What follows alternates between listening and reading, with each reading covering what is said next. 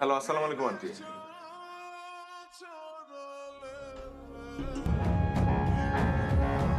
Aunty, uncle কি হয়েছে?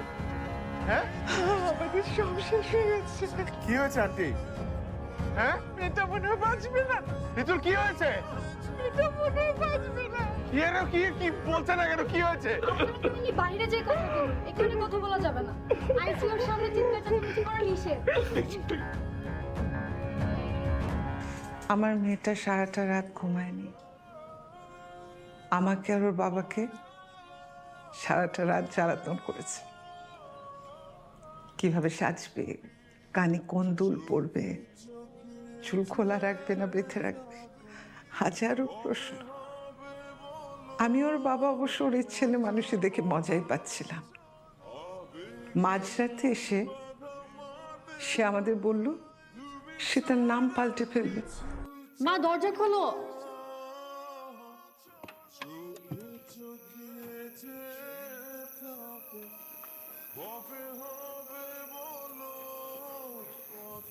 বাবা, মা, শোনো,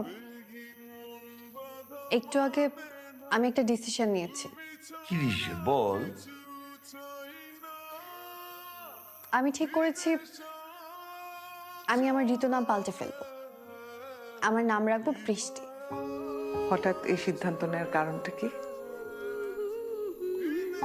যেহেতু ওর নাম মেঘ, তাই এখন থেকে আমার নাম বৃষ্টি। মেঘের বৃষ্টি, একদম সহজ হিসাব। জানি তোমাদের দেয়া নাম চেঞ্জ করলে তোমরা কষ্ট পাবে, কিন্তু আমার কিছু করার নাই। এতদিন এত কষ্ট করে তোকে বড় করলাম, এত সুন্দর দেখে একটা নাম রাখলাম। এই কোথাকার কোন ছেলের জন্য আজকে তুই তোর নামটা পাল্টে ফেলবি? মা, এটা তুমি কি বললা? কেন? কোথাকার কোন ছেলে মানে? শোনো, তোমাকে একটা কথা স্ট্রেট বলি, আজকের পর থেকে কখনো ওকে নিয়ে কোনো উল্টাপাল্টা কথা বলবা না। আরে আমি তো মজা করে বলেছি। না, তুমি ওকে নিয়ে মজা করে কোনো কথা বলবা না। না, তুমি জানো আমি কল্পনায়, স্বপ্নে ঠিক যেমন মানুষকে চেয়েছি, ও ঠিক সেরকম। একটু কমও না, একটু বেশিও না। আচ্ছা ঠিক আছে, মজা করেও কিচ্ছু বলবো না। এখন তুই খুশি? খুশি। আমরা একটু ঘুমাই, অনেক রাত হয়েছে। ওকে, গুড নাইট। ঋতুর মা, ও সরি, বৃষ্টির মা, আমাকে গ্লাস পানি দাও তো।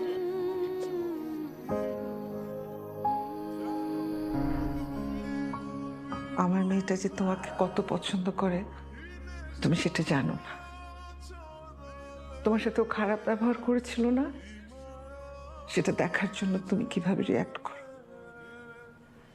তুমি ওকে বলেছিলে না নীল শাড়ি পরে যেতে? আমার খুব ভালো নীল শাড়ি ছিল না, সেটার জন্য যে আমাকে কত কথা শুনিয়েছে। মা, খুলো। খুলি খুলি, আবার কি হলো? মা, তোমার কাছে নীল শাড়ি আছে? না, নীল শাড়ি তো নাই। বুঝলাম না, একটা মহিলার সংগ্রহে নীল শাড়ি থাকবে না? এটা কেমন কথা? নীল শাড়ি দিয়ে কি করবি তুই? মেঘ পরে যেতে বলেছে।